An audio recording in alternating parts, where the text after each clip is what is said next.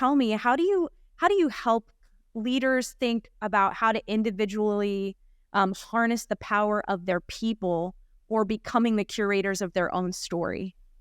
Yeah, no, great question. I think it's through a couple of ways. First and foremost, leaders really have to know their organization. And what I mean by know their organization, it is really knowing the people, but also more importantly, knowing the culture and the environmental conditions that live inside your organizations and how people are experiencing the work. And so as we move into this new realm, and it's not really new, it's been around forever, but now as a result of the pandemic, everyone's really focused on what's the employee experience, how are people experiencing work.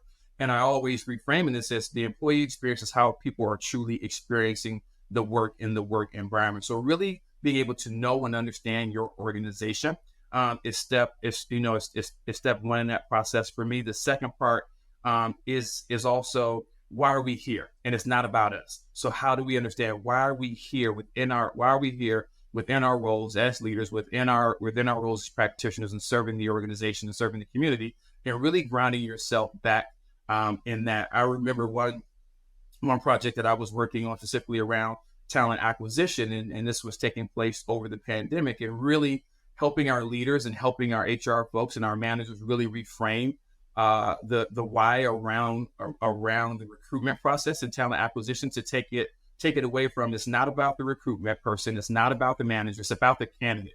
So how do we craft the candidate experience and have all of our decisions be around the idea of and the passion around we want to create the best in class candidate experience for our candidates from the time they think about hiring, think about applying to University of Virginia or UVA Health, all the way through their day one. And how do we design our world to fit just that and not make it about the hiring manager or the recruitment person, not making it about us, but truly making it about what we are trying, the community that we serve.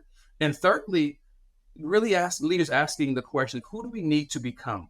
I don't think enough leaders really ask the question around who do we need to become. Most organizations, most institutions, most leaders always typically focus on who we are today, who I am now, and thinking about how are we great in all things today, which is awesome, but it doesn't really account for who do we need to become in order to serve the people that we need to serve, not only today, but also of the future. So really thinking about who do we need to become in order to be that best in class employer of choice. That's another one. That's another air quote sort of phrase that's being highly used around a lot of organizations. I guarantee you, if you go out and you look at 30 job descriptions, there will always be, and now you will find a bullet point or a sentence that talks about being the best in class, best place to work organization. But what does that really mean? And what do we need to do to become that? Is that much more important and not necessarily relying on who we are today.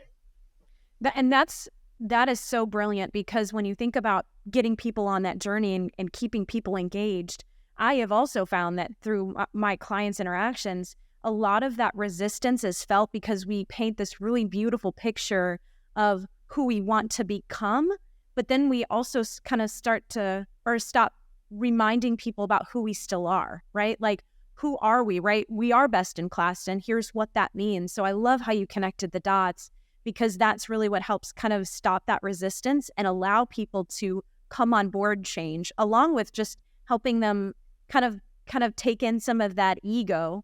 And you've mentioned that before in some of our conversations, kind of that institutional ego that kind of exists and that too big to fail mantra.